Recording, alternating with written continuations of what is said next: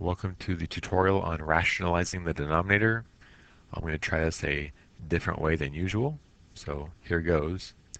5 over square root of 20. Alright. One day in square root land, there was a 5 and a square root of 20. 5 was a rational number because it was a whole number, whereas square root of 20 was an irrational number because square root of 20 is a decimal that goes on forever without repeating, without pattern. 5 thought, square root of 20. You are very curious as a number. You are irrational. You move on forever. I would like to rationalize you.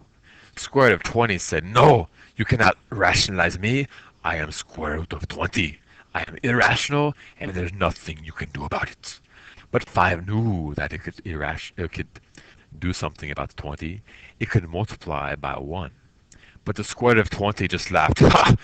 That won't do anything to me. Everybody knows that if you multiply this by 1, nothing will change.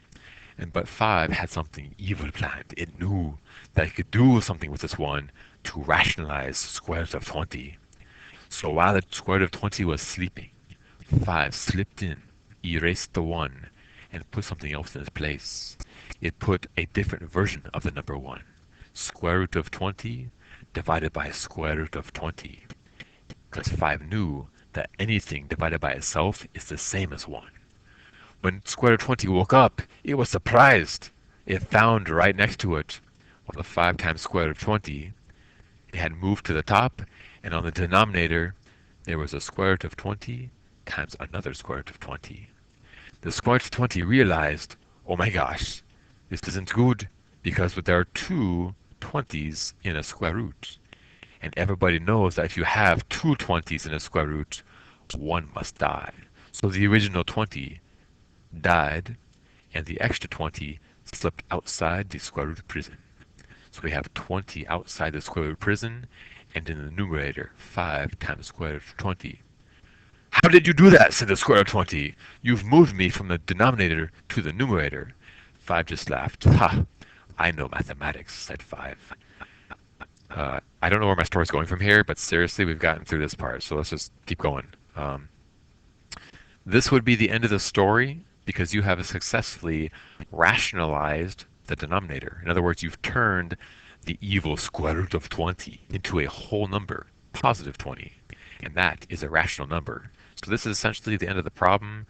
The rest is all technical stuff. You have to reduce and simplify. So continuing, 5 can reduce into 20 4 times, and therefore left over is square root of 20 divided by 4. And again, that would be the answer, but inside square root of 20, you can break down 20 and do more factoring. So if you do a factoring tree on 20, 20 breaks down into 5 times 4, and then that breaks down into 2 times 2. So 20 is a 5, a 2, and a 2. So let's write this out the long way. Square root of 20 is a 5 times a 2 times a 2 over 4, which we'll just put 4. Now, we have a pair of 2's, so 1 dies and 1 makes it outside. So we've got a 2 outside. Left over is a 5 inside the square root, and it's all over 4. Now once again, this would be our answer, except for it simplifies again. 2 can cancel into 4 2 times, and so final answer is square root of 5 over 2. And there's our final answer. So let's move on to problem D and see if we can do a similar process. 30. So I'm going to write down the problem here. We've got 30 over square root of 80. This time I'll still do the story, but not with the same form. So the goal is to get rid of the square root and turn this irrational number into a whole rational number. And to do that, you can multiply by 1. But if you just multiply by 1 by itself like that, of course, it doesn't change the problem, but it also doesn't do you any good. So instead, we're going to use a different version of the number 1. We're going to use whatever the denominator is, multiply by the square root of it over itself. For us, that's square root of 80 over square root of 80, because that's still 1. But the advantage that it does for us is that it gives us two 80s in a square root. We now have square root of 80 times 80. Doesn't matter if they're in two square roots or one. It's still, there are two 80s in a square root. On the numerator, we have 30 outside times square root of 80 inside. And now let's simplify. Two 80s from that pair, one dies, one makes it outside the square root prison. So we have 80 outside. On the numerator, we have 30 times square root of 80. And now we have to simplify. Between 30 and 80, you can divide them both by 10. That'll essentially cancel out the zeros, so you have 3 over 8. And the 80, we can also simplify. So for now, let's just put, we have 3 times square root of 80 over 8. Now you cannot simplify the 80 divided by 8 because 80 is trapped inside a square root and 8's outside. You can only simplify outside numbers with outside numbers and inside with inside. So for square root of 80, let's break down 80. I'll scroll down farther here. Give me a sec.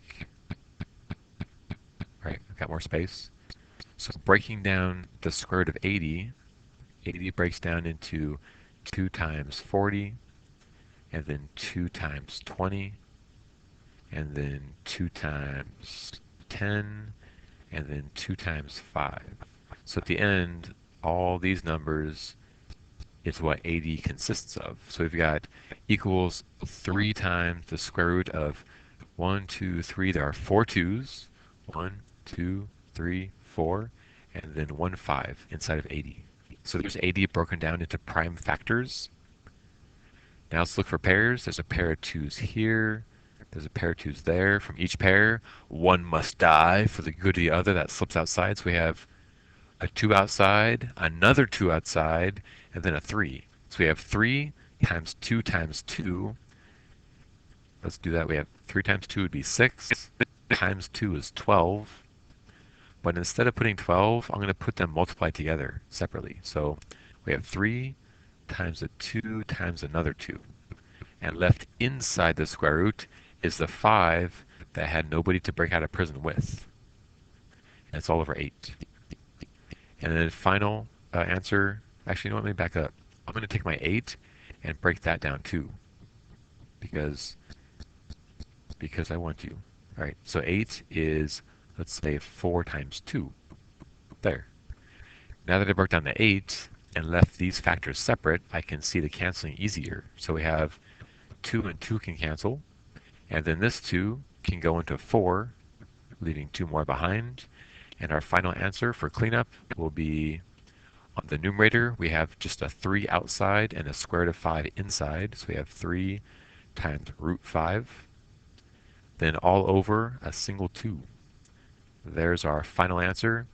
And to practice this, go to YouTube and search for this keyword, because you just see me do problems. That's not going to be helpful unless you practice on your own. You can't just watch these things. So search for this keyword, rationalizing the denominator, and basically do a handful of problems, 3 or 4, until you can get them perfect. So watch another video, someone else's, and before that person does the problem, press pause, do the problem yourself, and then press play.